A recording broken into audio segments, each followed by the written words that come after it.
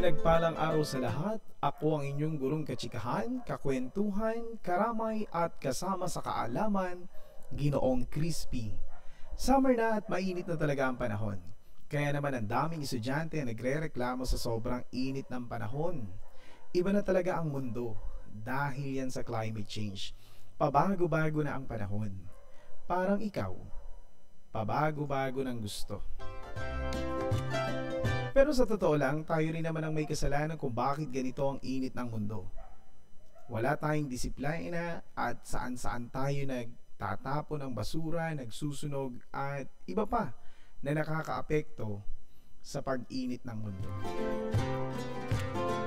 Marami ngayon mga estudyante nagre-reklamo, ang init daw sa loob ng classroom, kaya naman ginawa ng paraan, ginawang half day ang klase, pero may reklamo pa rin, ang aga naman daw ng pasok. Yun totoo, ano ba talaga gusto mo? Ganun pa man, huwag natin hayaan na matatapos ang araw na ito na wala kang matututuhan. Ating dagdagan ang iyong kaalaman patungkol sa pananaliksik dito lang sa Crispy Talks. Ang ating idadagdag na kaalaman ngayon sa inyo, no? Yung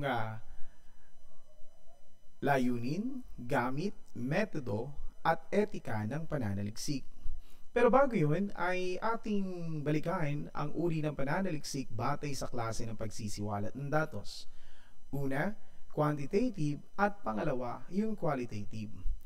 Ang quantitative, ito ay ginagamit sa pagkalap ng mga numeriko o statistical na datos upang makabuo ng pangkalahatang pananaw na kumakatawan sa paksa o issue na pinag-aaralan.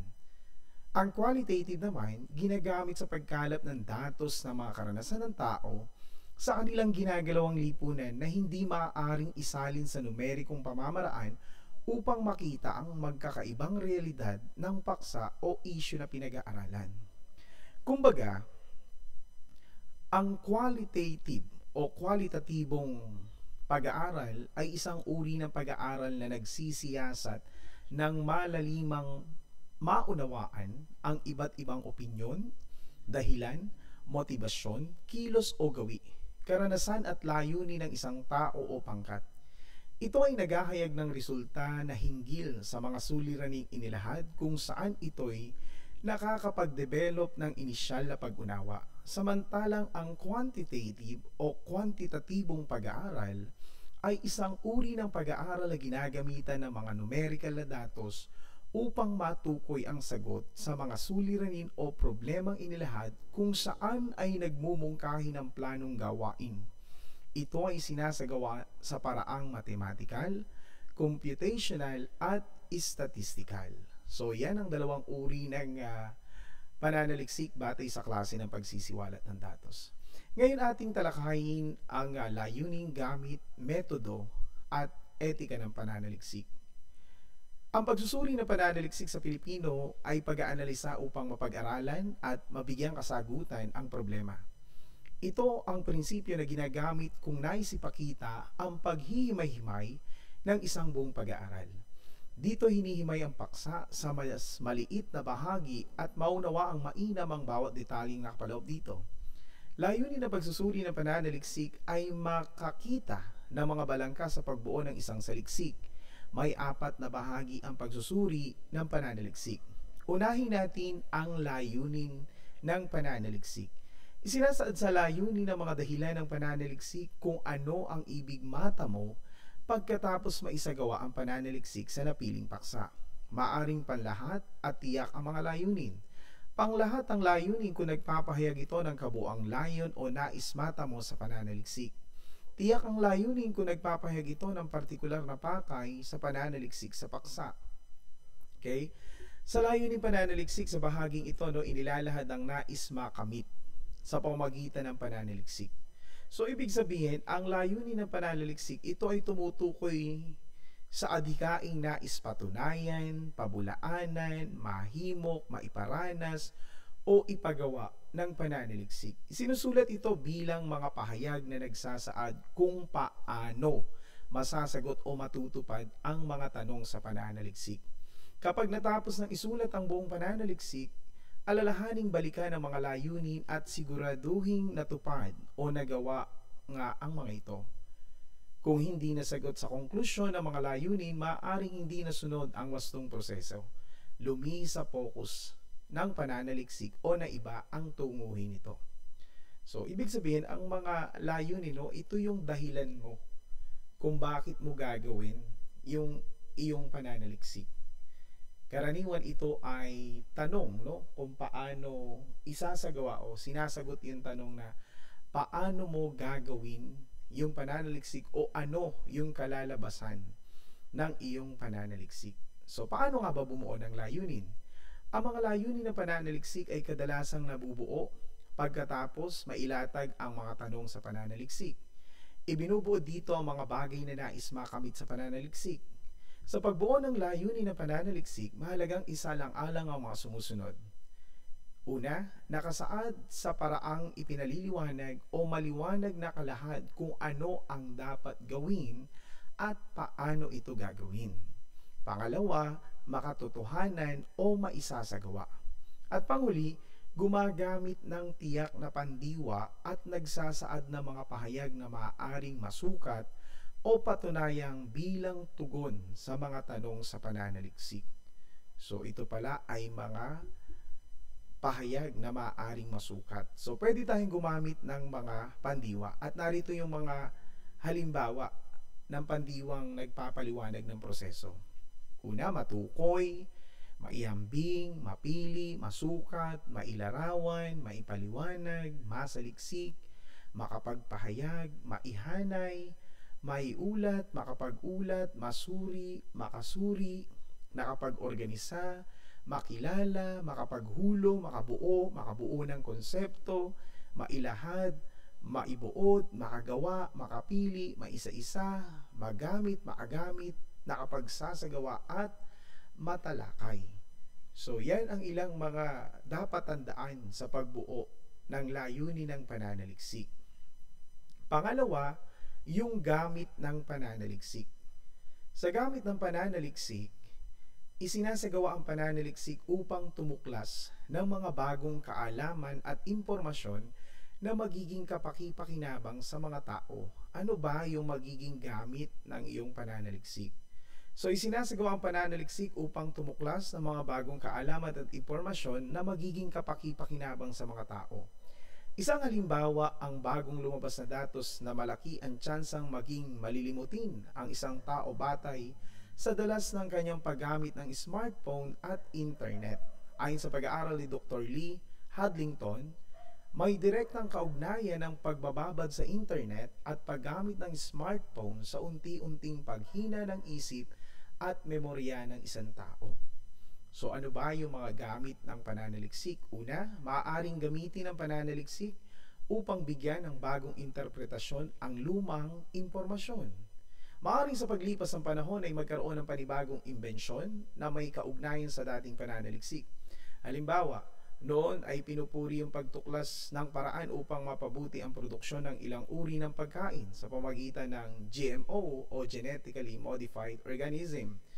Ngunit sa paglipas ng panahon, inuugnay ang ilang sakit, sa pagkonsumo ng pagkain sumailalim sa modifikasyon o GMO. So una, nagamit ng pananaliksik, maaaring gamitin ng pananaliksik upang bigyan ng bagong interpretasyon ang lumang impormasyon. Pangalawa, nagagamit ang pananaliksik upang linawin ang isang pinagtatalunang issue. Pwede pala yan, Kasi sabi naman natin, ang pananaliksik pwedeng patunayan o pasubalian. Pangatlo, nagsasagawa ng karagdagang pananaliksik upang patunayan ang bisa at katotohanan ng isang ideya. Maaring kumpirmahin ng bagong pag-aaral ang isang umiiral na katotohanan. At pangatlo, metodo. Ang metodo ng pananaliksik tumutukoy sa paraan na gagamitin sa pagkuha ng datos at pagsusuri sa piniling paksa. Ang pangalap ng datos ay maaaring isagawa sa pamamagitan ng survey, interview, paggamit ng talatanungan, obserbasyon at iba pa. Iba't ibang paraan naman ang maaaring gamitin sa pagsusuri ng datos na gaya ng empirical, comparative at iba pa.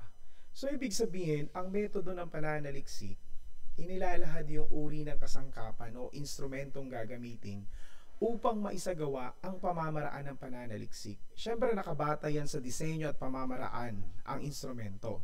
Halimbawa, kung magsasagawa ka ng pakikipanayam, kailangan ng gabay sa panayam o talaan ng mga tanong. Kung obserbasyon naman, kailangan din ng isang talaan o checklist na magsisilbing gabay sa mga dapat bigyang pansin sa obserbasyon. Kung survey naman, ay kailangan ng questionnaire o talatanungan.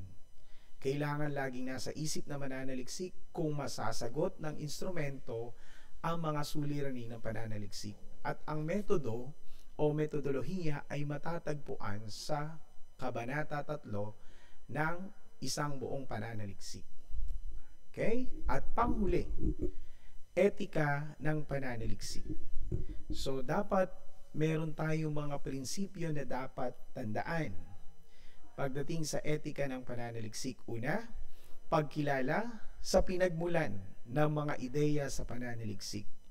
Gaya na nabanggit sa unang bahagi ng aralin, ang pananaliksik ay mahihalon tulad sa paglahok sa isang pampublikong dialogo. Ibig sabihin, bukod sa mananaliksik ay maaaring marami nang naunang nag-isip tungkol sa partikular na paksang nais mong unawain at pagyamanin. Mahalaga ang pagbanggit at pagkilala sa iba pang mananaliksik at scholar na naging tuntungan at pundasyon ng iyong pananaliksik. Pangalawa, voluntaryong partisipasyon ng mga kalahok. Kailangan hindi pinilit ang sino mang kalahok o respondente sa pagbibigay ng impormasyon o anumang partisipasyon sa pananaliksik. Bago simulan ang pagsagot sa survey, pakikipanayam o eksperimento, kailangan maging malinaw muna sa mga tagasagot ang kabuang layunin ng pananaliksik at halaga ng kanilang partisipasyon. Kung experimental, mahalaga maunawaan din ng kalahok ang bigat o inaasahang peligro ng eksperimento o kailangang buong loob ang kanyang paglahok sa kabila nito. Una, pagkilala sa pinagmulan ng mga ideya sa pananaliksik. Pangatlo, voluntaryong partisipasyon ng mga kalahok. At pangatlo, pagiging confidential at pagkubli sa pagkakakilala ng kalahok.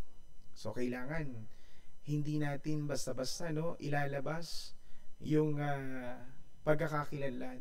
Dapat may confidential at may pagkukubli ng pagkakailanlan ng kalahok. So, dapat maunawaan din nila, hihingi ka ng permiso at sasabihin mo na ang mga impormasyong ibibigay nila ay gagamitin lamang sa pag-aaral na ginagawa mo.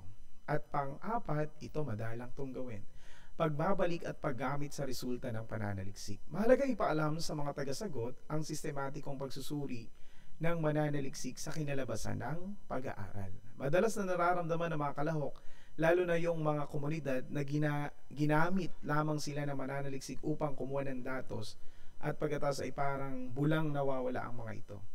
So, kailangan may pagbabalik pala at paggamit ng resulta ng pananaliksik. So, yan ang ating naging dagdag kaalaman, ang dalawang uri ng pananaliksik, batay sa datos na isisiwalat at yung pagsusuri ng pananaliksik, o yung pag-aanalisa. May 4 na bahagi para ma-dissect natin o ma-analisa natin ang isang pananaliksik: layunin, gamit, metodo at etika ng pananaliksik. So, yan lamang ang ating dagdag kaalaman sa araw na ito. Sana ay sulit ang iyong pakikinig sa podcast na ito.